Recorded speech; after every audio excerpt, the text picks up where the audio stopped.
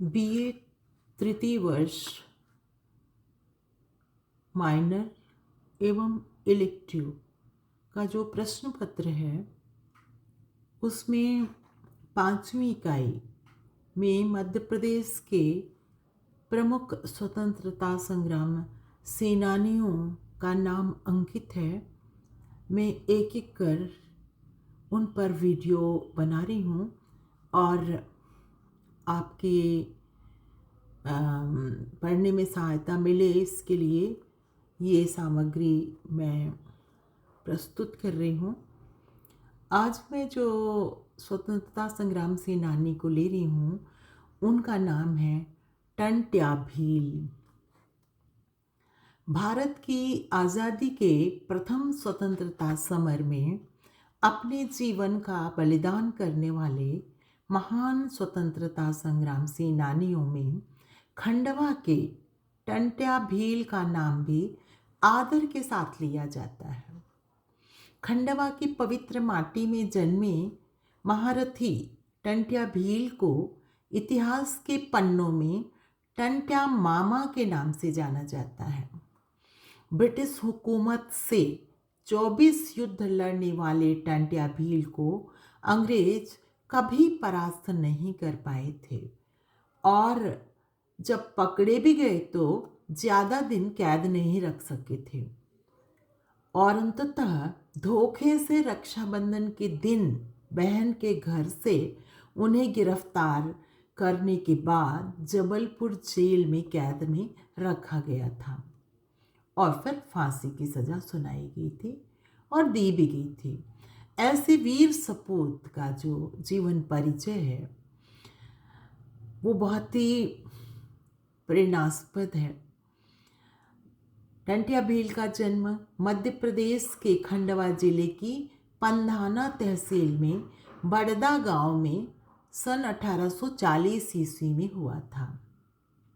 उनके जन्म की तिथि के बारे में जो वनवासी संगठन है वो ये कहते हैं कि 26 जनवरी को इनका जन्म हुआ था, अर्थात 26 जनवरी सन 1840 को उनका जन्म हुआ था। उनके पिता का नाम भाऊ सिंह था और माता का नाम कागजबाई था। बालक टंट्या का नामकरण टंट्या क्यों हुआ इस पर भी रोचक दास्तां है। टंट्या शब्द का जो अर्थ है उसका मतलब होता है संघर्ष। संघर्ष शब्द से टंट्या शब्द बना है, अर्थात अपना संपूर्ण जीवन काल इनका संघर्ष में गुजरा, अर्थात इन्होंने अपने जीवन दर्शन से जो संघर्ष का रास्ता तय किया उससे अपने टंट्या नाम को इन्होंने प्रासंगिक कर दिया था, सार्थक कर दिया था। बाल्यकाल से ही टंट्या कुशाग्र बुद्धि के थे। तीर, कमान, लाठी और गोफन इन अस्त्रों के संचालन में इन्होंने महारत हासिल की थी। कहते हैं कि फलिया इनका मुख्य हथियार था। उन्होंने बंदूक चलाना भी सीखा था और धनुर्विद्या में भी निपुण थे। 1857 की क्रांति के समय वे तात्या टोपे के साथ भी रहे थे और उन्हीं से उन्होंने गुरिल्ला युद्ध पद्धति को सीखा था और उसमें महारत हासिल की थी।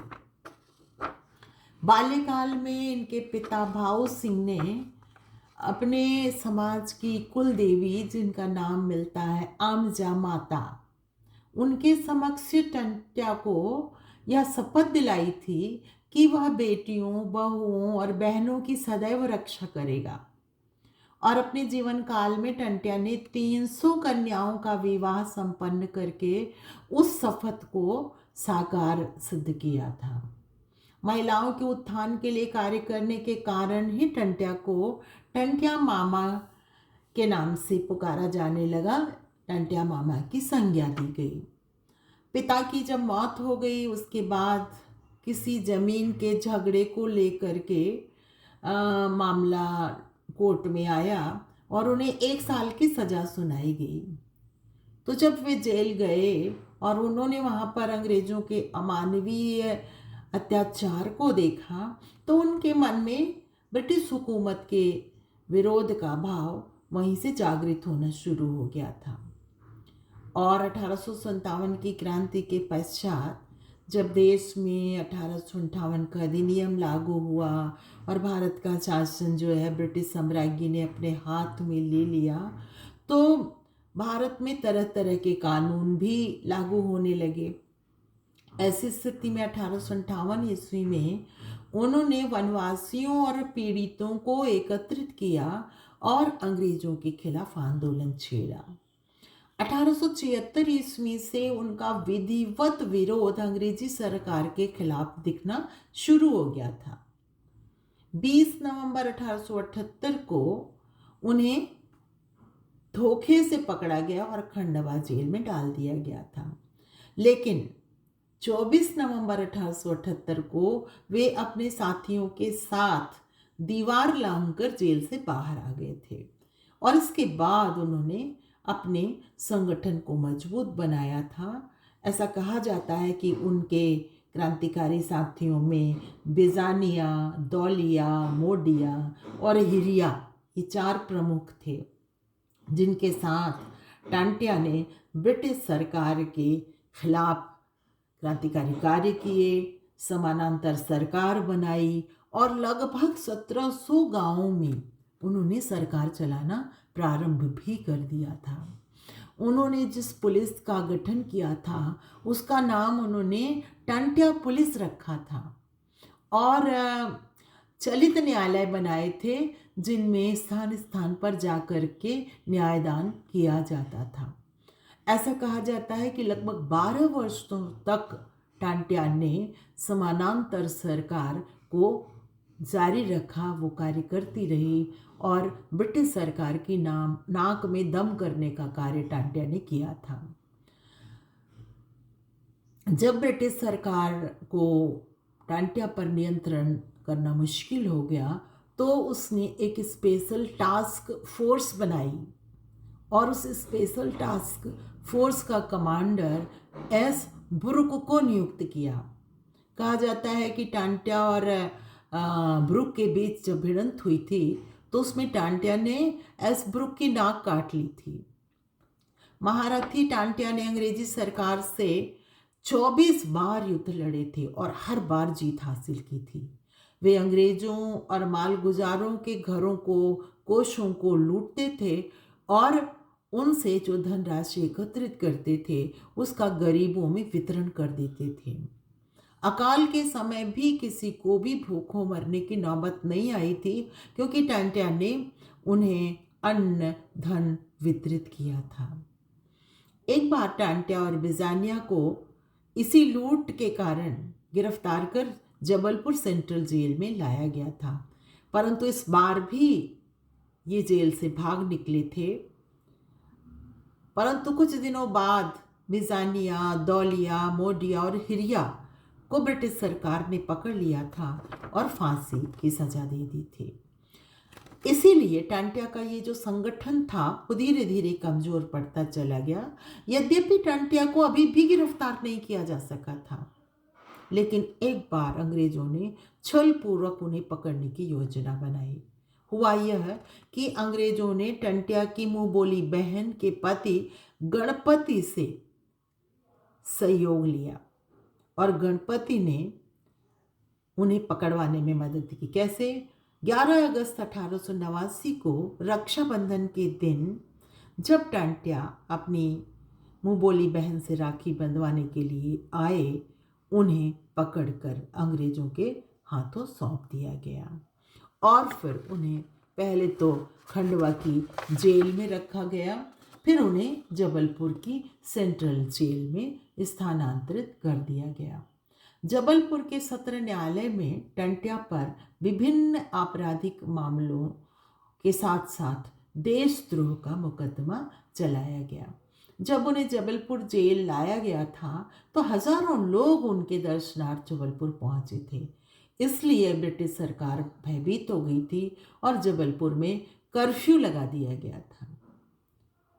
अंततः 19 अक्टूबर 1889 ईस्वी को टंट्या को फांसी की सजा सुनाई गई थी। 10 नवंबर 1889 के संयुक्त राज्य अमेरिका के न्यूयॉर्क टाइम्स समाचार पत्र में एक खबर छपी थी। उसमें लिखा था कि टंट्या जो है वो भारत का रॉबिन हुड है। इतनी महान संज्ञा टंट्या को दी गई और टंट्या के खिलाफ जो फांसी की सज़ा दी गई थी उसके से ऊपर उनके पक्ष में मर्सी पिटीशन याचिका दाखिल की गई थी ताकि उनकी फांसी की सज़ा माफ़ की जाए या मतलब कि उन्हें मुक्त कर दिया जाए, क्षमा कर दिया जाए। लेकिन ब्रिटिश सरकार ने 25 नवंबर 1889 ईस्वी को मर्सी पिटीशन याचिका खारिज कर दी और 4 दिसंबर 1889 ईस्वी को इन महान स्वतंत्रता संग्राम सेनानी टंट्या भील को फांसी पर लटका दिया गया। और इसके बाद जब वो मृत हो गए तो उनके शव को पाताल पानी के काला कुंड रेलवे ट्रैक पर फेंक दिया गया ताकि लोग उसे देखें और अंग्रेज़ों की दहशत के कारण विद्रोह करने का साहस ना करें। तो यह थी टंट्या भील की कहानी, उनकी अमर शहादत। उन्होंने राष्ट्र के लिए अपना पूरा जीवन समर्पित किया था और लोग भारत के जो स्वतंत्रता संग्राम सेनानी हैं उनको कैटेगरी वाइज कहीं सवर्ण तो कहीं पिछड़ा तो कहीं ट्राइबल कहते हैं, लेकिन इनके मन में भारत माता के प्रति अपार प्रेम था, उसकी आज़ादी के लिए समर्पण था, जिसके लिए उन्होंने बिना किसी भेदभाव के अपने प्राणों का, अपने तन मन धन का सर्वस्व समर्पण किया था। ट्राइबल समाज का यह महान योगदान अविस्मरणीय है और मध्य प्रदेश ही नहीं भारत के इतिहास में इनका बलिदान स्वर्ण अक्षरों में अंकित है। धन्यवाद।